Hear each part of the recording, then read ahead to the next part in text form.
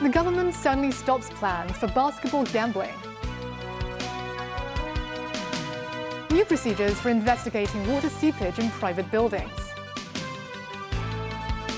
And the US and Iran both blockade the Strait of Hormuz.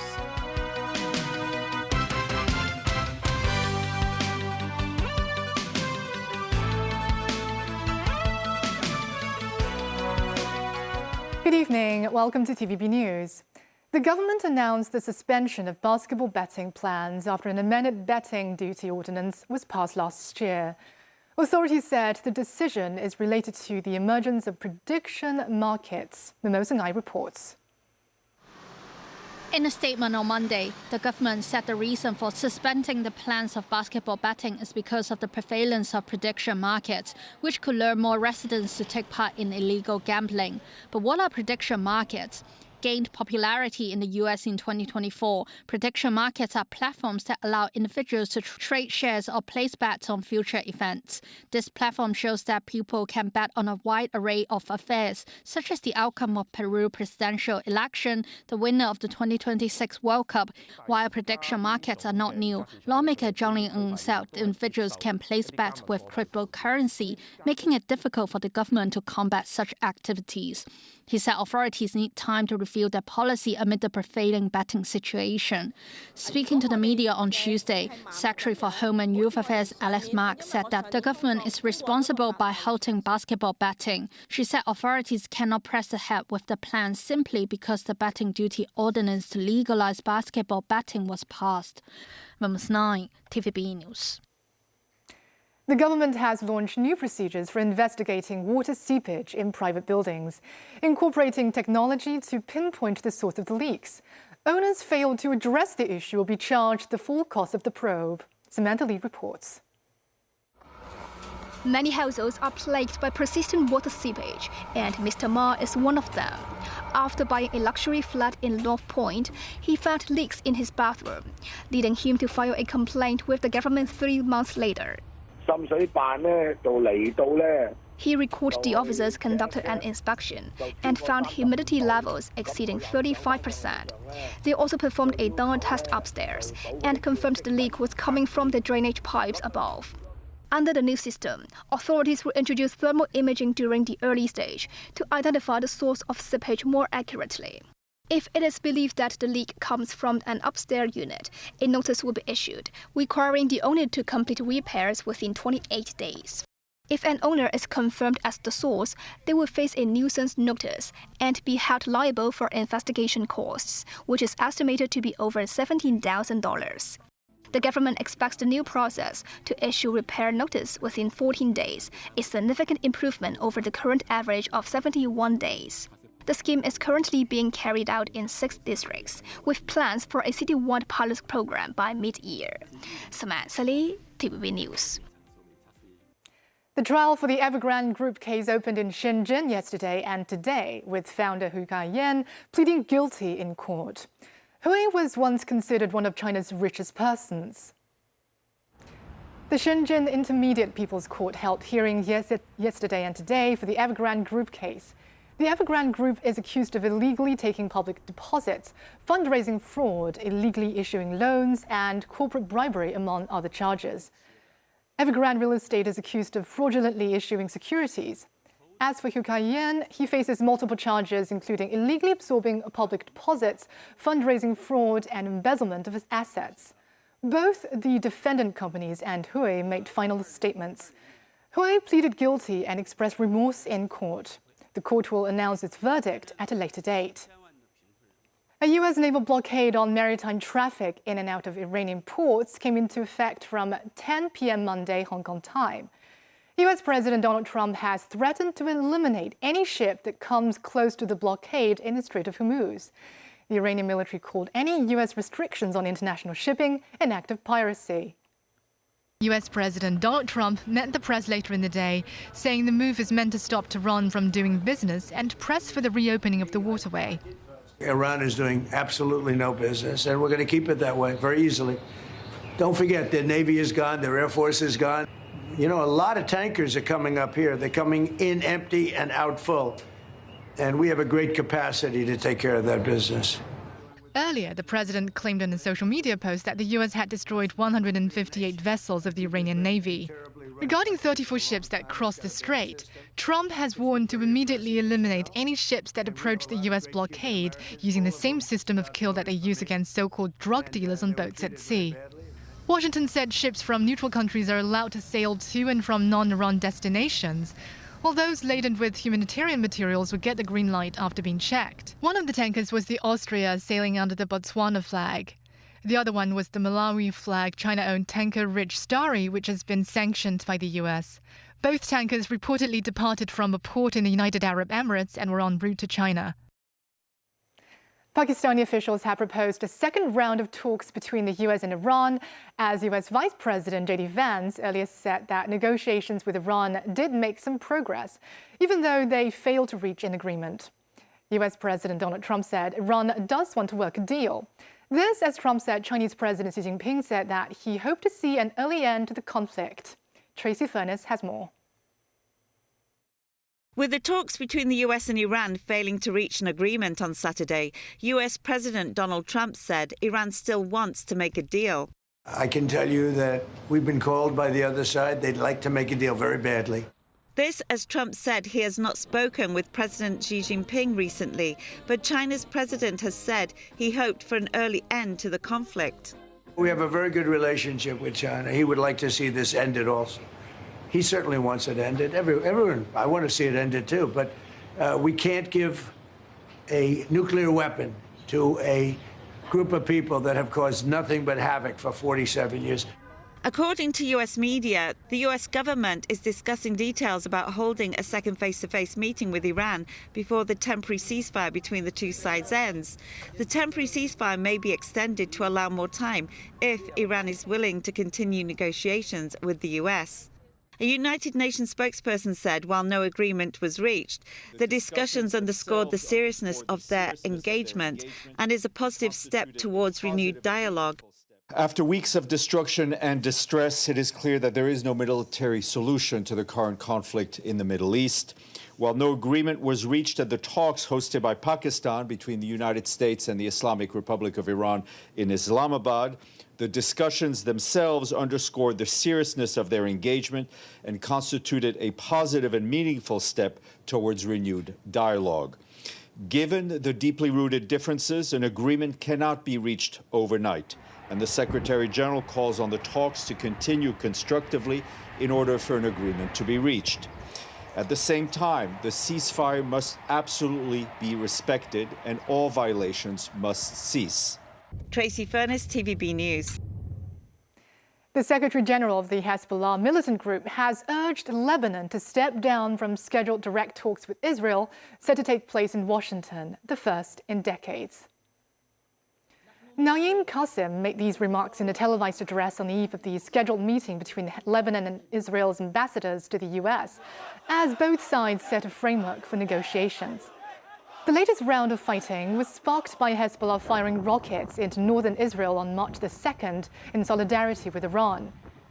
An Israeli government spokesperson told reporters Monday that Israel's upcoming talks with Lebanon will focus on disarming Hezbollah and establishing peaceful relations between the two countries.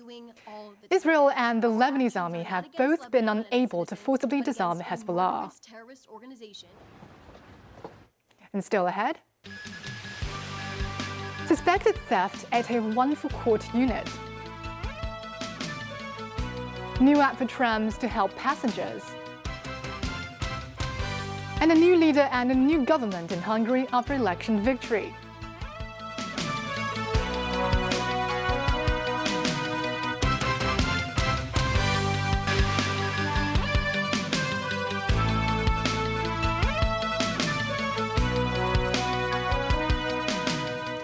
Welcome back.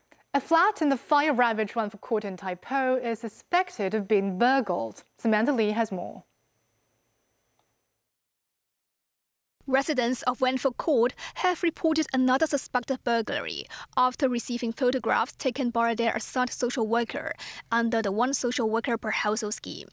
They have reported the incident to the police. Miss Lee said her parents and younger sister lived on a high floor of Wenchuan House, the building where the Wanfu Court fire first broke out. She said her sister used to tidy up her bed and room every morning before going to work. But this photo shows the bed was messy. All the drawers were open. $30,000 cash was inside, and the jewelry boxes were also open. The family is scheduled to return on April 28th to check the actual losses. They have already reported the case to the police. Ms. Lee added they would not be allowed to return to the unit for some time, so they are worried if similar events might happen in the coming 2 weeks. She hopes the government can listen to the victims and take action to ensure the safety of their properties. The police have conducted an investigation into the incident. Samantha Lee, TVB News. Hong Kong Tramways has launched a new mobile app. The tram operator hopes to improve the passenger experience by offering them more accurate information. Mimosa Ngai reports. Trams are a key commute option for locals and a cultural attraction for tourists, with 85% of passengers being residents and the rest visitors. To improve the passenger experience, Hong Kong Tramways has launched a mobile app that can present arrival times and destination information for the next 3 trams at their selected stop. The app will also notify users about certain situations, including service disruptions and delays. Speaking to the media on Tuesday, Hong Kong Tramways said the app marks the company's journey to becoming digitalized. The passengers have, increasing expectations in terms of passenger information. We are not looking to a very complicated app. The goal was to be simple, to be user-friendly. The tram company said the real-time estimation function requires the application of more than 400 radio frequency identification tags, or RFID. The tags are installed along the tram tracks and RFID readers on the trams. Apart from the new app, the Hong Kong Tramways will also enhance its operational safety, including the installation of dashcams on all trams to record the front row conditions. Mimosa Ngai, TVB News. The Consumer Council has received more than 120 complaints involving foreign domestic helper agencies last year, an increase of nearly 10% year-on-year. Samantha Lee has more. Domestic helpers provide essential support to many families in Hong Kong. The hiring process, however, can be complicated sometimes. One complainant selected a foreign domestic helper last year with an arrangement for her to start work in October.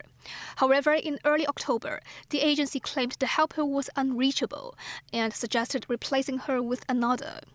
After the complainant waited until December, the second foreign domestic helper also failed to start work. The complainant requested a refund from the agency, but they refused.